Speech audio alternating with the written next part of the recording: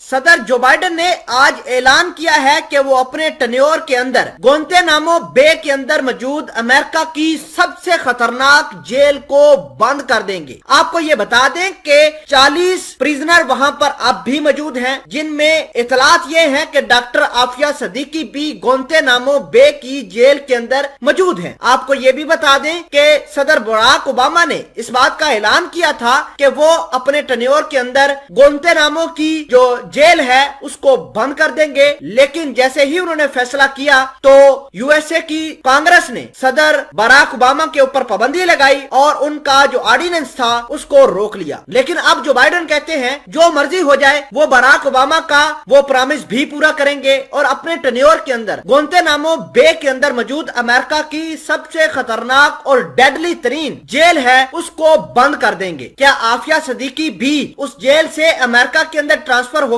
अगर ट्रांसफर होती है तो क्या पाकिस्तान वाले अपने डिप्लोमेटिक फ्रंट के ऊपर लड़ाई लड़के अमेरिका को कन्विंस करके डॉक्टर आफिया सदीकी को वापस ले आएंगे या नहीं, ये भी आज की इस वीडियो में मुद्दा उठाएंगे। छोटी सी गुजारिश है कि आप हमारा यूट्यूब चैनल हसनात टीवी को सब्सक्राइब कर लें, घंटी के निशान को दबा दें ताकि लेटेस्ट न्यूज आप तक बर वक्त पहुंचती रहे। सबसे पहले हम गुआंतानामो बे के बारे में जान लेते हैं कि ये जेल क्यों खतरनाक है और कहां पर वाक़या है। आपको सबसे पहले ये बताते हैं कि ये गुआंतानामो बे एक आइलैंड है क्यूबा के अंदर, और क्यूबा के अंदर वहां पर अमेरिका की फौज तैनात है। अमेरिका की नेवी भी वहां पर तैनात है उस आइलैंड के ऊपर। और अमेरिका के सदर जॉर्ज डब्ल्यू बुश ने 2002 के बाद जब वर्ल्ड ट्रेड सेंटर के ऊपर हमला हुआ था उस वक्त उन्होंने फैसला किया और 2002 के अंदर गुआंतानामो के अंदर एक जेल बनाई। ये जेल इस वजह से डेडली है क्योंकि इसके अंदर वो सारे के सारे लोग रखे जाते हैं जिनको अजियतनाक मौत अमेरिका की जानब से दी जाती थी। और आपको ये भी बता दें कि अमेरिका वाले बगैर ट्रायल किए, बगैर उनकी कोई जुडिशियल प्रोसीडिंग किए बगैर क्रिमिनल्स को या जो भी इनका दुश्मन होता था उनको उठाते थे